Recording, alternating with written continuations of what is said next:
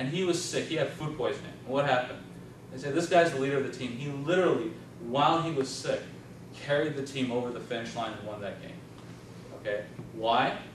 So he could win a ring, so that he could get a gold trophy in the United Center, so that he would have a footnote of his name that he won some championship in some book or maybe in the Hall of Fame somewhere.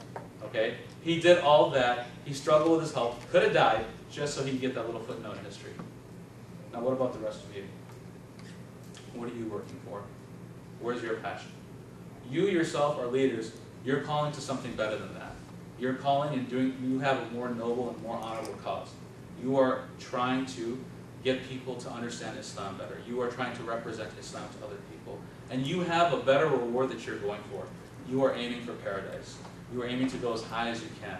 And inshallah, you are aiming for a sadaqah jariyah, where inshallah, the work that you do, it carries on forward. People who benefit from it, you get the reward that they benefited. So, for example, you come, you give a talk, or you did something, or you set up an event. Some people change themselves. They change their lives. They become better Muslims. Inshallah, on the Day of Judgment, after you're going up, inshallah, we're all going to paradise. You're going up and up and up. And then all of a sudden, all your good deeds, they just kind of run out. You're like, but I'm still going up. What's going on? And then you're told by Allah subhanahu wa ta'ala, these are all the good deeds that you acquired because of all these other people that did good, and you're continuing to go up because of that. You got the benefit from them as well. So you should be the first one. You have a much greater purpose than, say, a basketball player making a few $1 million. You have a much bigger and better purpose, inshallah, to go ahead and be the best and work the hardest and show the best example possible. And I will tell you, from my own personal experience, when people see that you're willing to put in hard work and effort as a leader, when they see that you really care about what you're doing, people will come to you and they will want you on their team. They will want you to come work for them. They'll say, oh, I have this project, can you come help? You're a reliable person. You're a hardworking person. Can I do that? Can you do this? Can you do that? Your schedule will get filled up. Like we were talking about earlier about some brothers who are local, who are always very busy. They're busy because people know that those people, they bring a lot of benefit. They have a lot of knowledge, and they want to share it. So everyone is trying to pull them down now. Everyone is trying to grab at them and get that benefit from them because they want themselves, because they themselves are considered to be authorities and reliable, and people definitely want to have that in their organization and in their groups. So, and inshallah, that will inshallah translate into more chances for reward for you. So, to conclude, what I want to say is this, that in order for you to establish a good, strong Islamic trust, 3 areas. Look to take care of yourself, your own personal practice. Look for different ways in your interactions with other people to build that trust. And lastly, as a worker for the da'wah, make sure that you, before pointing a finger at anybody else, make sure that you are the passionate, hardworking leader, or the passionate, hardworking person, and people, inshallah, will follow you. They will take that trust, and they will see that you're taking it seriously, and they will take you seriously, and inshallah, they will work with you. So, Assalamu alaikum wa rahmatullah.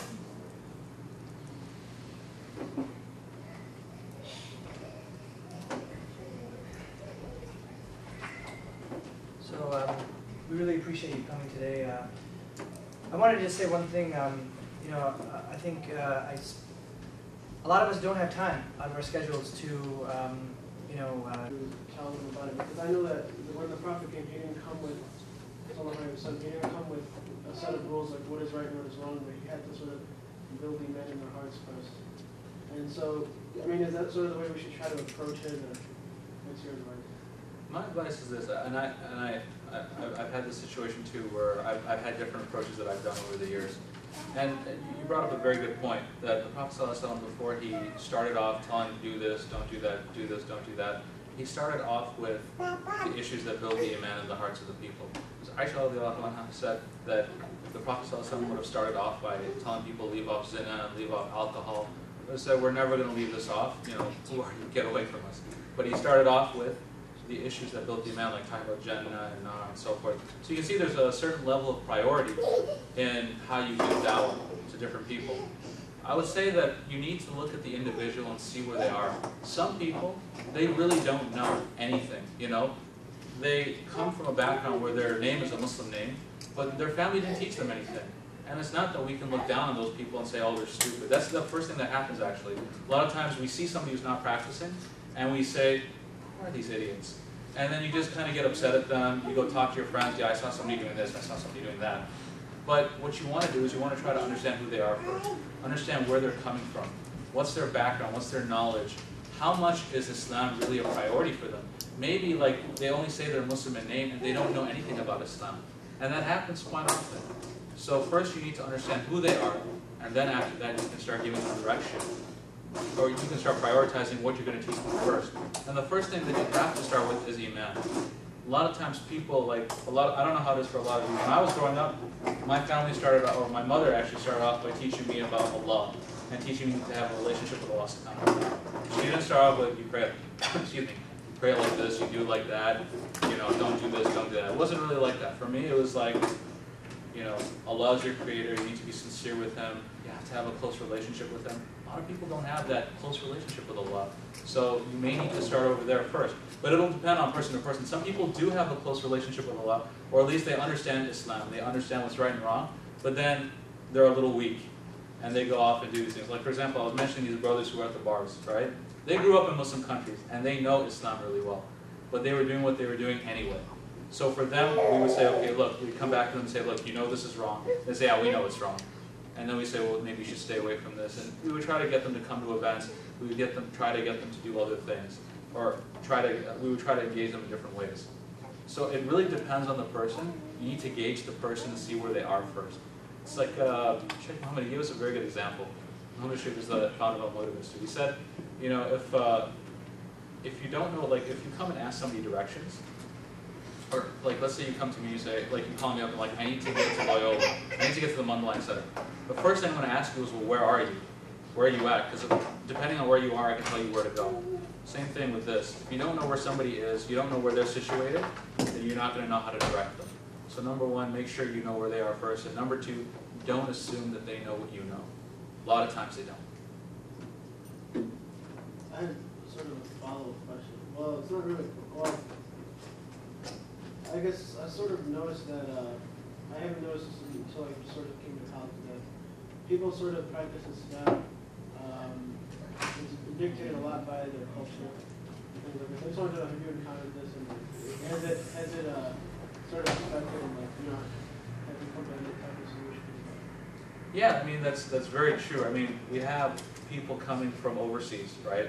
And the way, if you look at it historically, how Islam spread and how different like methodologies and different ideas spread to different areas, you find like, for example, India, Pakistan, you have like Hanafis, Deobandis, so forth. You come to Malaysia, for example. We have a lot of Malaysians at Purdue. We have a huge Malaysian population. They're all Shafi'i. You go to Saudi Arabia, they're all Hanbali. You go to Africa, they're all Maliki. And then certain parts of, I mean, Turkey itself is primarily like Hanafi and so forth. So you have like all these different types of like, you have not just like the madhab differences, but then you also have a lot of cultural differences from the people who are there. And those cultural differences are dictated by maybe even the non-Muslims. So for example, I can speak for India and Pakistan. There are a lot of practices from Hinduism that are still running rampant amongst the Muslims in the way they do things because they're just influenced by their environment, and then they bring it over here. Same thing happens to us too. We are over here, we're influenced by the culture here. Although we're always like, oh yeah, they do these stupid things and it's not part of Islam, you know, wife beating and blah, blah, blah. But we do say some things over here too, and we think it's Islam and it's not. We're also influenced by culture. And for us, we have to be humble about it and realize that we are going to be affected by the environment around us. And it's a learning process where you're going to be continually saying, you know what, I don't know everything, but I'm going to try to learn. I'm going to try to learn what Allah and His Messenger want from me. And that's going to require you to go back and learn from different scholars and learn from different teachers and ask them. And I mean, you will deal with this on a regular basis. You have to accept it as a reality.